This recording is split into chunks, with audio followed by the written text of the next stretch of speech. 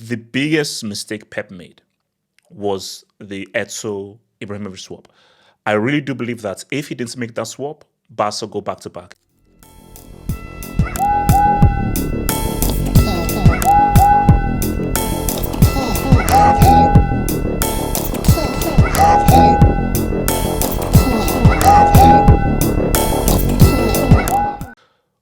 It's called the World Cup. It's not called the European Cup or the Euro South America Cup. It's called the World Cup, which means that every single country on the planet should have a chance to host it. Because it's the World Cup. So if it's in a country where if the players play in the summer, they literally will faint and they will not be able to play, and it is actually a hazardous to health for them to play in the summer, it is what it is. So as much as I don't like it, I've got to accept it because it's the World Cup. And every single country should be given the opportunity to host the World Cup. Every single country. You can't just restrict it to Europe or to South America.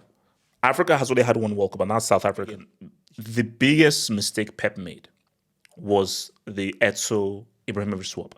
I really do believe that if he didn't make that swap, Barca go back to back in the UCL, 100%. I don't think anybody could have beaten Barcelona if Eto'o was still at Barca. No, nobody could.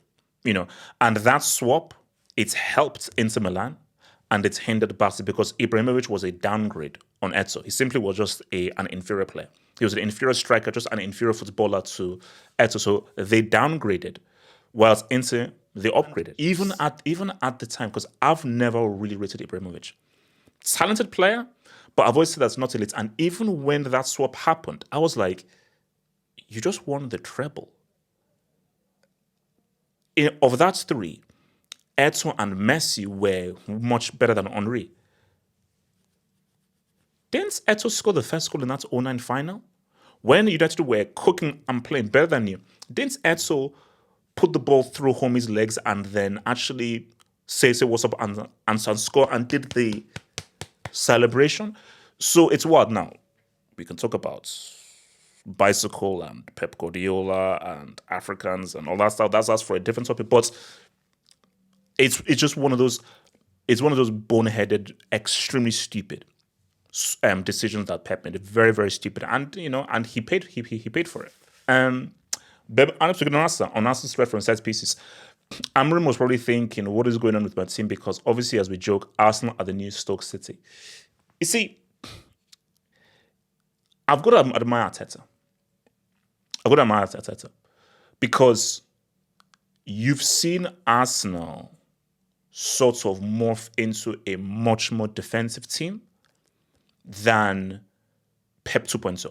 A set piece is, if you plan a set piece well, that's a great chance of scoring a goal. And what Arsenal have now done is worked on that set piece, which is very hard for guys to defend. And now you're in a situation where if Arsenal gets a corner, they're going to cause you issues. They're going to cause you problems. And what is even better now is rather than, oh my gosh, man, Saka, or Odegaard. Okay, if Odegaard and Saka don't get it, Saliba, Gabriel, Partey, or whoever can come in, cause chaos, and help to get goals.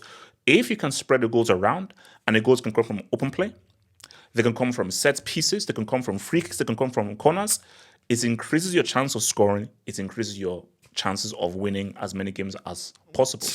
And at the end of the day, when you're at this level of football, all that matters is winning.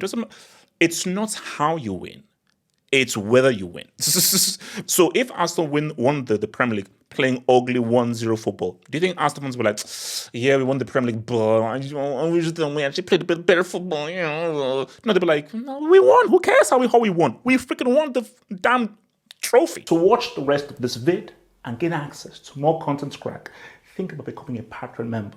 Click the link below in the description box or head over to patreon.com/halfhope and gain access to more content crack. Let's ride.